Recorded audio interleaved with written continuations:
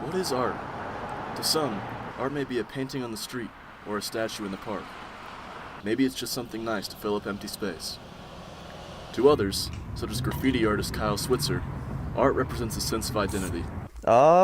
It's really more of like a creative like expression and like a creative outlet. I use it a lot as kind of just like it's really like a nervous tick for me. Like I just like kind of like tag just like all day every day just like doodling and stuff like that. But yeah, it's kind of like whatever I'm feeling. I mean, I know I mainly write like views and cove, but I'll write like any word that like comes to mind or anything that I'm doing like at that time. It's been a while since Kyle painted, as the group of artists he's associated with are located in Boston. But thanks to the legal graffiti wall at Boulder's Scott Carpenter Park, he's ready to reignite his passion. I would say legality is like really important to the culture, because like graffiti was born illegally, and that's the way it should be. And I think there's a lot of like backlash since graffiti and street art are becoming more and more accepted. There's like more and more space for us to do it legally without having to worry about getting caught, which is like getting just like easier and easier these days.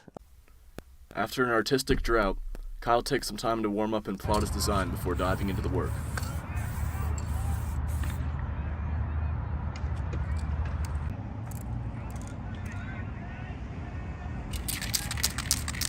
Like once you start painting, start with kind of like mapping out where I want my letters to go. It's usually like really like light lines, just kind of like mapping out where everything is gonna go, and then you just like kind of like just like paint like a quick outline, usually with the color that you're gonna like fill it in with. So like you fill it in, you do whatever like little effects you want to do, you know, like bubbles.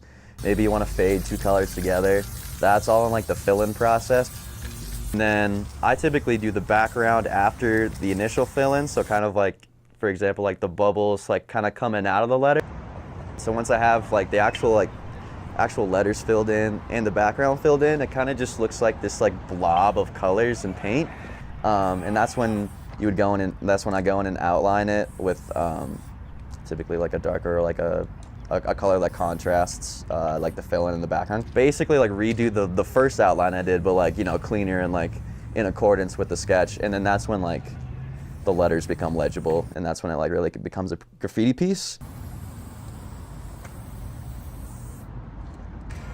As Kyle adds the finishing touches and completes the piece as he imagined it, he finds that, unlike paint, his passion for art has not faded over time.